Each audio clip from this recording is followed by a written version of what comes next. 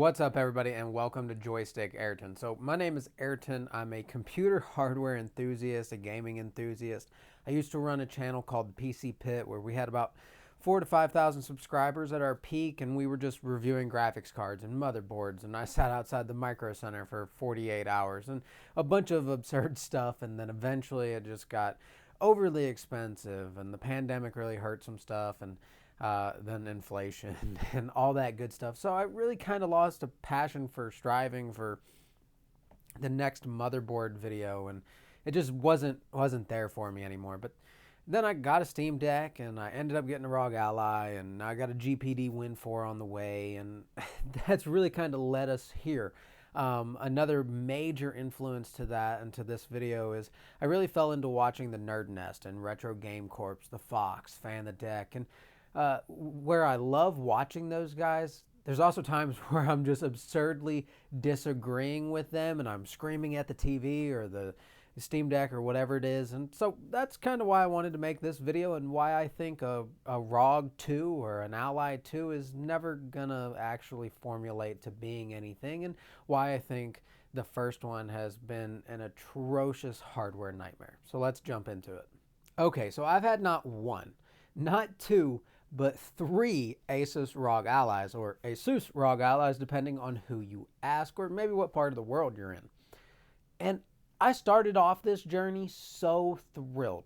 The first night I had it, got all my games installed, laid in bed early so I could have a little longer time gaming before going to bed, and I was absolutely just blown away by the screen, the performance and turbo and plugged in, and I was having an absolute blast on MCC. And that's where things started to go awry just a mere 24 hours later. But we got to back up just a little bit for this whole story to make sense. I've had the Steam Deck since launch. I got it on the second wave of drops. I was pretty early in on that, and I've loved it ever since.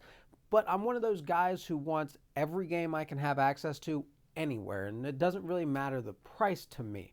I pay for the EA Play subscription, the Ubisoft Connect, Game Pass. I have the PlayStation Now. I'm willing to pay those monthly subscriptions so I can play any game on any device anywhere I go.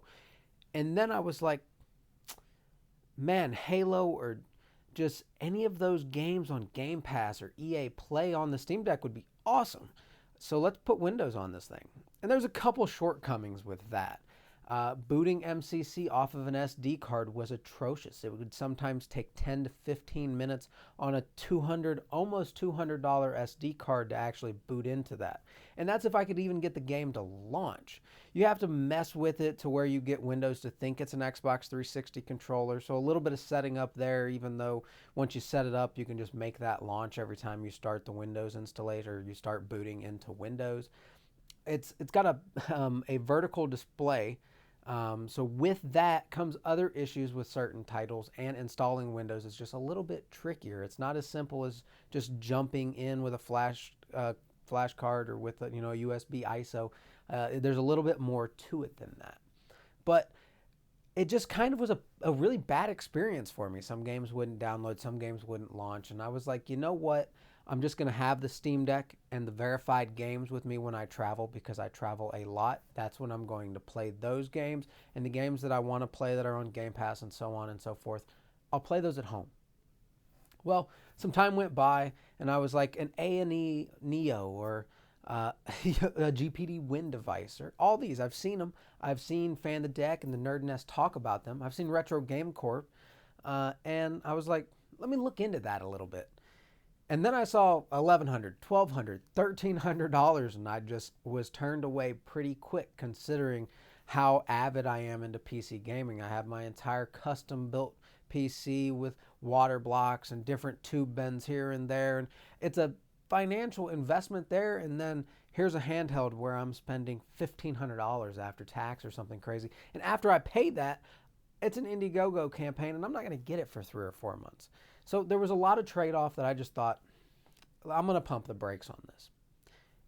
But then came ASUS and the ROG Ally, and I was so excited to pre-order that thing. I was really concerned with it being a bit of a Steam Deck conundrum or resold on Amazon and eBay and so on and so forth, but it wasn't like that. Even 10, 20 minutes after the pre-orders went live, you could still get your hands on one. So I was super thrilled. It shows up, super thrilled. Enjoyed MCC far longer than I should have that night. Went into work exhausted. And then I get home, I do everything I need to do, and I go to do it again, and I can't get out of the Warthog. So I'm confused. I'm thinking it's me, and I'm just completely stupid. What is going on here? I'm just endlessly driving this Warthog off the cliff, and I just can't get out. It feels like a sick joke from a Red versus Blue episode in 2004. But then again, who really knows? But I did everything I could think of. So I restarted the device. I did a fresh install of the game. I verified the game files. I did everything thinking maybe there's something wrong with my Xbox app. And then I rechecked my drivers, rechecked softwares. I uninstalled updates, reinstalled those updates. And then I was like, okay, well, we're going to do a fresh install of Windows. And it still wasn't working. So a fresh install is pretty much the nuclear option. I figured, by damn, I'm going to get out of this Warthog one way or another. I tried driving it off cliffs, blowing it up, throwing the device across the room, and I finally ended with a fresh install. I spend all of that time getting it booted back up, getting it set back up. I get back into Halo, and I still couldn't get out of the Warthog. So the left bumper was bad. I had that idea going into it, but I really thought, hey, some early kinks, some software issues. Windows can be a little funky sometimes. So you try everything I can try before jumping on it's the device bandwagon, because I'd seen some things in Reddit and on comment pages and so on and so forth. And on defective devices, for me personally, I've had less than 2 or 3 pre this launch ever go defective within a return period, which is just honestly incredible and not unbelievable. And then for this to all happen is also insane. So I wanted to give it the benefit of the doubt, knowing, hey, there could be some issues software-wise. And then I realized it's actually hardware related. So I decided, you know what? Let's get this thing exchanged. We're within the return policy. Let's get it taken care of. So we go on, we get it exchanged. I get it set up. I go on for about a week. And during this week, it's honestly pretty fantastic. I'm super thrilled with it. It's the 4th of July. The screen is phenomenal. It's the biggest selling point. The speakers go out. They just start crackling, and eventually, after a couple days, they completely quit working. I went through the same analysis. Now, myself personally, I'm an audio repair agent, so I'm tinkering with receivers and soundbars and repairing them and doing soldering and things of that nature. So, I have a background in this stuff. So I tinkered with it more, and I tried to rely on the software side of things, and then I opened it to make sure all the connections were connected and everything was okay. And I came to the conclusion again after about 3 or 4 days of the issue being persistent and then it being no audio, to just being like, okay, I've done fresh installs. I did the cloud. I've done it all. One more exchange. There's no way I can be this unlucky. So I've been, at this point in time, checking Reddit, checking YouTube videos, listening to the Nerd Nest and Retro Game Corps, and it's really kind of been silent. There's not a whole lot of stuff out there from creators. ASUS hasn't responded at all, and here I am just, hopefully Best Buy lets me return this one too, right? And I see people in Reddit in the comment section having similar issues. And I'm like, okay, let's pump the brakes. 3rd time's the charm. This one was the one that really got me. The SD card reader, because I've seen all kinds of different comments and different theories and people justifying it and all kinds of things. So everything's working fine. It's great. It's about 6-7 days into having the 3rd device. And I decide, okay, I want to check out this SD card reader. And this is why. I wanted to know whether or not it was killing SD cards. Not for myself, not even to make a YouTube video, which is how we kind of stumbled over here. But do I have a device that is defective? Everything else seems to check out. I've had it longer than all of the other devices. Let's see if this thing kills an SD card. If it doesn't, I'm keeping this thing. I'm thrilled. And I put that SD card in. I start downloading a couple games from Steam. This is After having a custom fan curve from day one, I live in MSI Afterburner half the time on my PC, adjusting fan curves, running 3D Mark. So I get it. I adjusted the fan curve well before when I saw temperatures in the 90 degrees Celsius range. And then, I mean, not even 5 minutes into downloading a game, an error, Windows crashes. I boot back up, SD card not seen, not recognized, not in disk management. I throw it into my PC, not there either. I throw it into a camera, the one I'm recording on doesn't see it.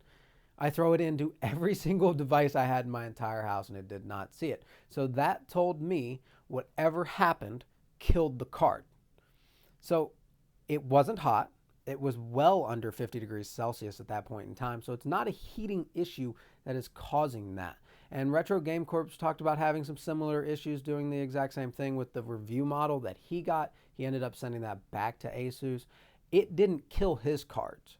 He was able to throw it in a computer and reformat it and keep on going with those cards, but it did just wipe it away from the Ally for whatever reason. Mine killed it. So I'm leaning that towards not being a thermal issue because his was well under 50C, just downloading games. He wasn't even running a game. He was downloading games. Same in this scenario where the temperatures right by this SD card reader aren't that hot.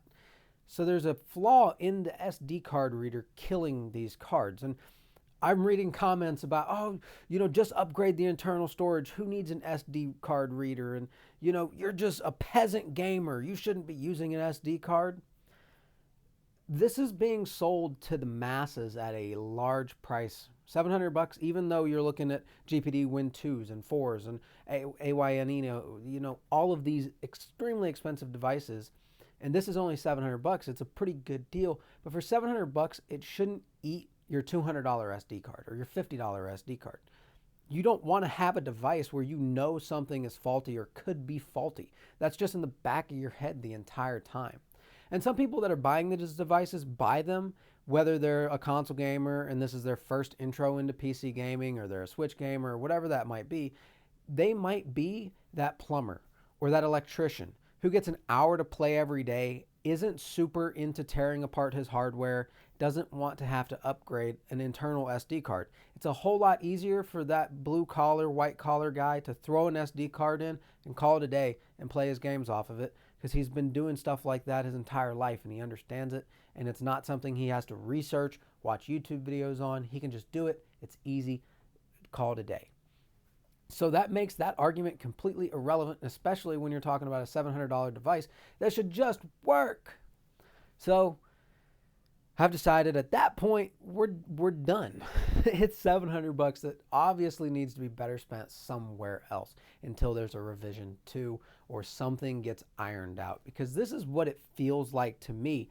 ASUS took all of their R&D and development money and threw that into two things that they did extremely well.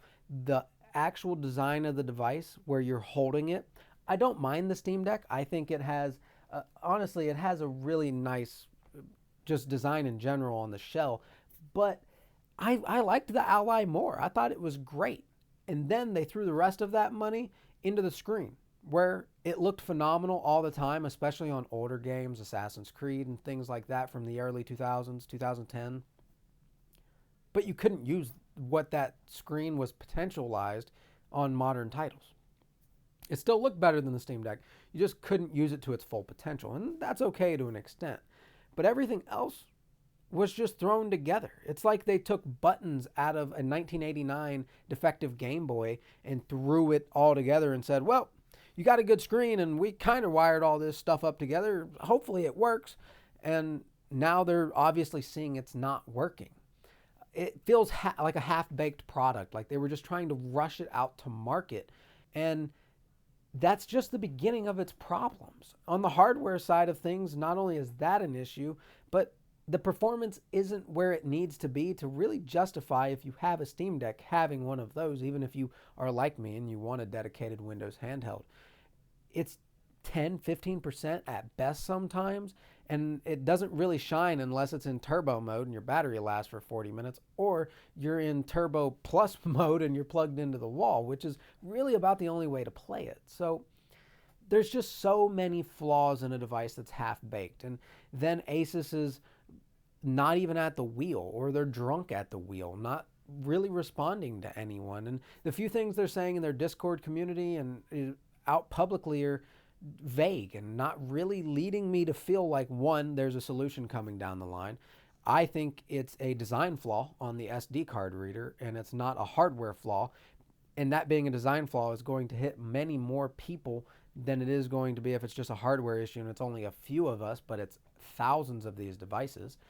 I think the amount of returns at Best Buy in general, I mean, I saw 10 to 15 open box Allies at one Best Buy. Now, albeit that's a very, very big Best Buy I was at, that's a lot of returns, and everybody is constantly having issues. I don't expect to see a ROG 2. I honestly think that with the mass amount of RMAs, the returns, there's not a lot of profit to begin with in this. I think my biggest worry for everybody that's holding on to this device is that it's not going to have the support anywhere near what the Steam Deck has. It's not going to have iFixit available parts where you can go grab triggers or sticks or whatever and you can fix them yourself. It's not going to have the support of the command center long enough to fully fledge out what it could do. So there's a lot of things that I think could be worked on and that I just don't think ever will have the chance.